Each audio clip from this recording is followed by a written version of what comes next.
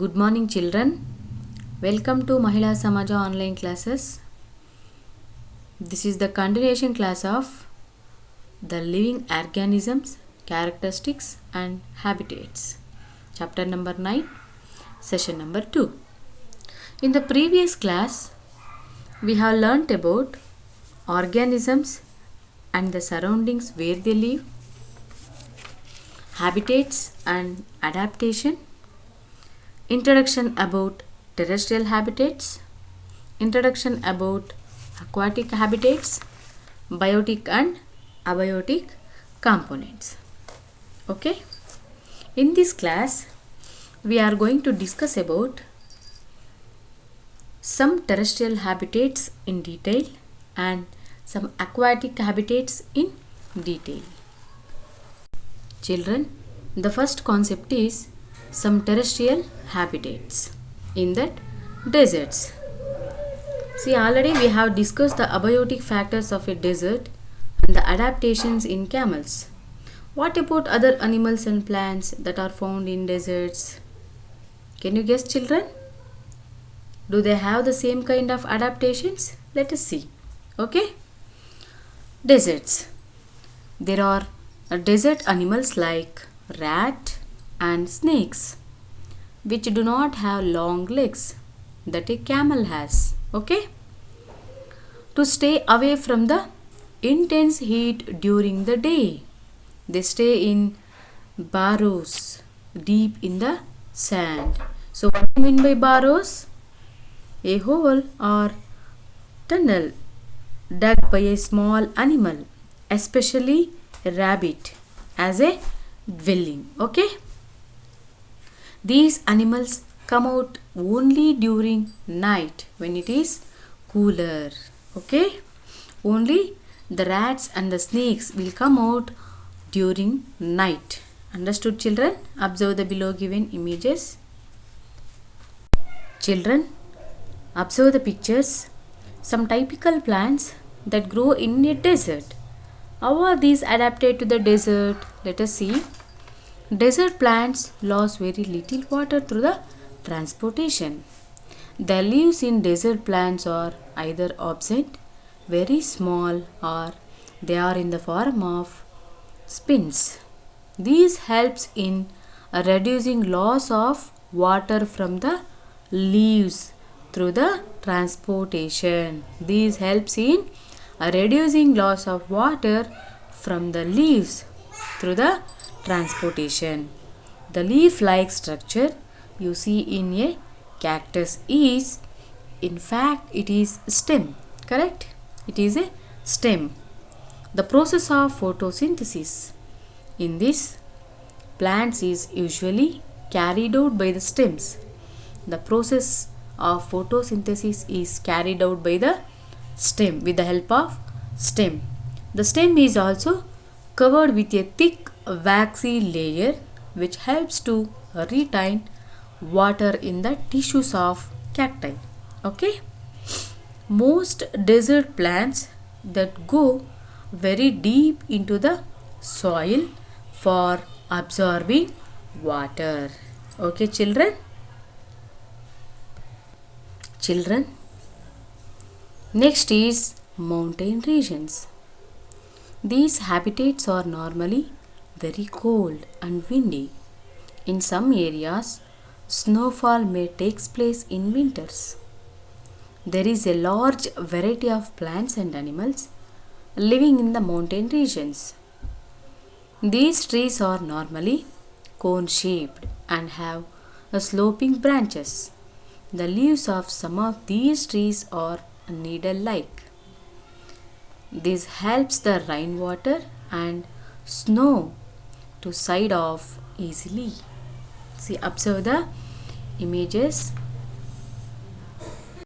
Children, animals living in the mountain region are also adapted to the conditions there. They have thick skin or fur to protect them from cold. The animals have thick skin or fur to protect them from the cold. For example, yaks have long hairs to keep them warm. Snow leopard has thick fur on its body, including feet and toes. This protects its feet from the cold when it walks on the snow. The mountain goat has strong hooves from running up the rocky slopes of the mountains. See, observe the below given animals. Okay, children, grasslands. Now let us discuss about grasslands. A lion lives in a forest or a grassland, and it is a strong animal that can hunt and kill animals like deer. It is light brown in color. Which color, children? Light brown in color. Lions have a long claws in their front legs that can be withdrawn inside the toes. Children, look at the pictures of a lion and that of a deer. How are the eyes placed in the face for these of two animals? Are they in the front or on the side of the face? See, observe that. Lions have different features. So what do you mean by features? Characteristics. Helps to survive. It helps to, the characteristics helps to survive. It has brown color. It helps to hide in dry grasslands when it hunts for prey. So what do you mean by prey? Animals to eat. The animals in front of the face allow it to have a correct idea about the location of its prey. The location of animals to eat. A deer is another animal that lives in forests and grasslands. It has strong teeth for chewing hard plant stem of the forest. Okay.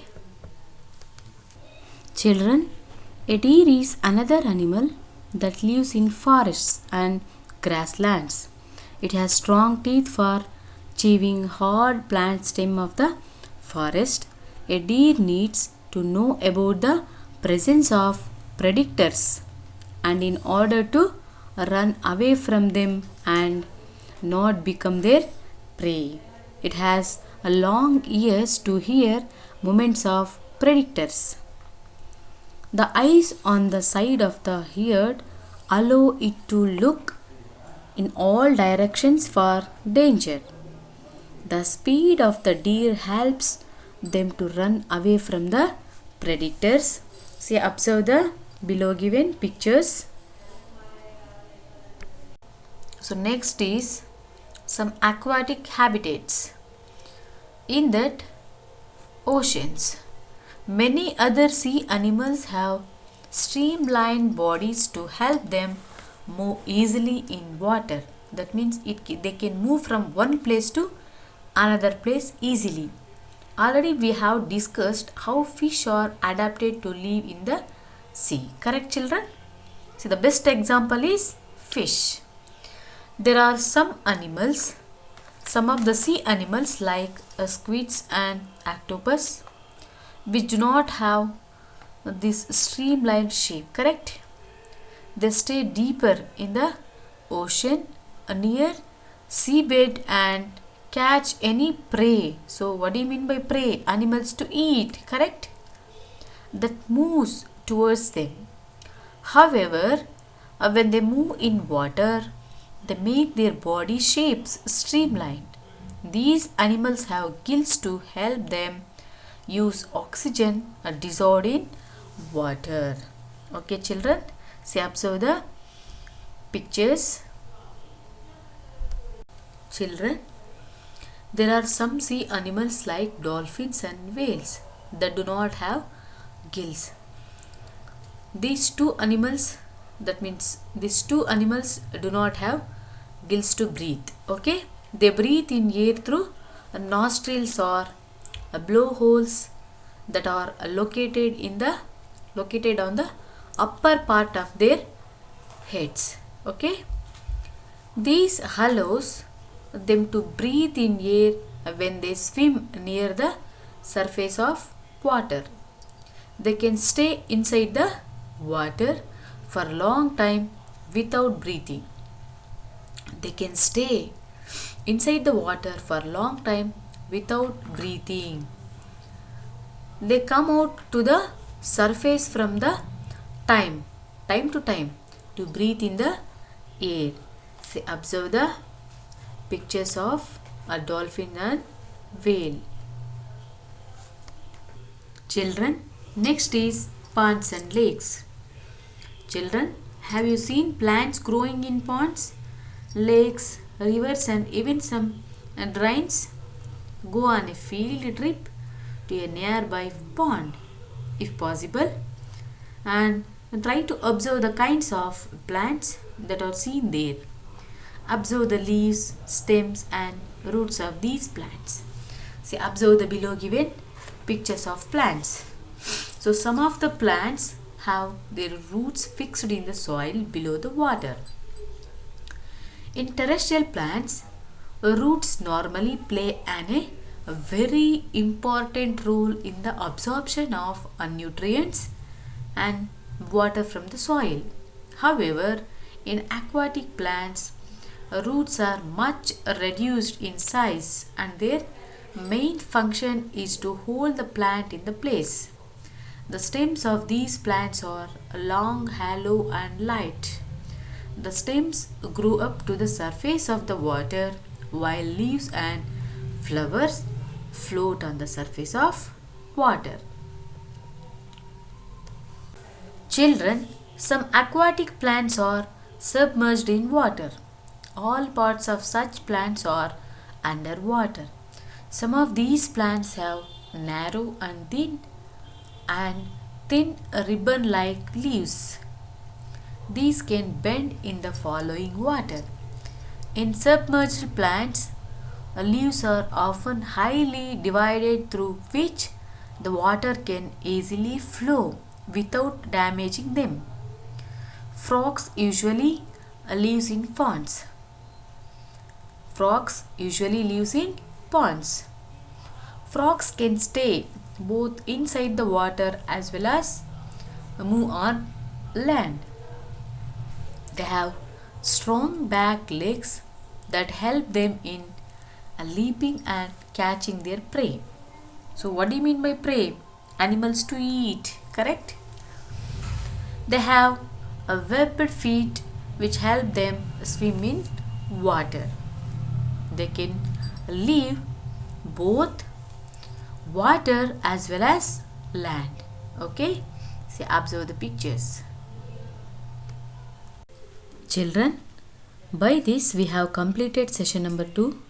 We will join in the next class. Now, note down the home assignment. Answer the following questions. First question. Describe some of the characteristics of any one animal lives in mountain region and grasslands. Second question. Explain the features of, so what do you mean by features? Characteristics. Explain the characteristics of some aquatic plants that grow in ponds and lakes. Thank you. We will join in the next class.